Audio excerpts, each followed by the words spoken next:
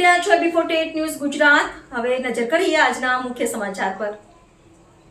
સુરત જિલ્લાના કામરેજ તાલુકામાં દાદા ભગવાન મંદિર ખાતે માયાવંશી સમાજ દ્વારા માયાવંશી સમાજ ગરબા મહોત્સવ સ્પર્ધા કાર્યક્રમ રાખવામાં આવ્યો હતો।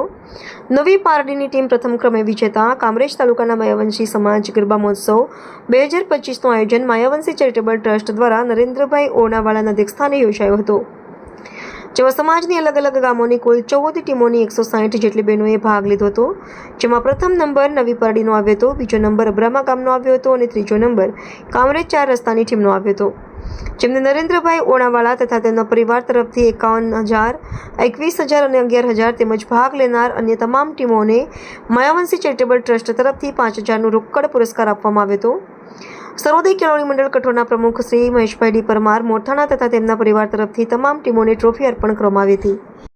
ભરત પૂનમના દિવસની સંધાને કામરેજ તાલુકા માયાવંશી સમાજના આયોજન પ્રમાણે માયાવંશી સમાજના કામરેજ તાલુકાના ઘણા બધા ગામોએ આજે ગરબા મહોત્સવમાં પાર્ટિસિપેટ કર્યું હતું અને તેમાં અમારા નવી પાર્ટીએ પણ અમે ગરબો પ્રસ્તુત કર્યો હતો। તો આજે અમને ખૂબ આનંદ અનુભવ થાય છે કે નવી પાર્ટી ગામનો આજે પ્રથમ નંબર અમને મળ્યો છે અને તે માટે અમે નવી પાર્ટીના તમામ ભાઈઓ અને બહેનો ખૂબ આનંદમાં અનુભવીએ છીએ અને કામરેજ તાલુકાના માયાવંશી સમાજ પણ ખૂબ આનંદમાં અનુભવે છે। તો થેન્ક યુ સો મચ। નમસ્તે। માયાવંશી ટીમને શું ઇનામ પ્રાપ્ત થયું છે? તો માયાવંશી ટીમને ₹51,000નું રોકડ પુરસ્કાર પ્રાપ્ત થયું છે। તો થેન્ક યુ તેના માટે। કામરેજ તાલુકા માયાવંશી સમાજ આયોજિત રાસ ગરબા મહોત્સવનું સુંદર મજાનું આયોજન આજ રોજ દાદા ભગવાન મંદિરના પટાંગણમાં કરવામાં આવ્યું હતું, જેમાં કુલ 14 જેટલી કૃતિઓએ કામરેજ તાલુકા માયાવંશી સમાજની કૃતિઓએ ભાગ લીધો હતો અને એક કૃતિમાં પ્રથમ આવનાર ટીમને 51,000 રૂપિયાનું દાન નરેન્દ્રભાઈ બી ઓરણાવાલા તરફથી, 21,000નું દાન નરેન્દ્રભાઈ ઓરણાવાલા તરફથી અને 11,000 રૂપિયાનું દાન નરેન્દ્રભાઈ ઓરણાવાલા તરફથી જાહેર કરવામાં આવ્યું હતું।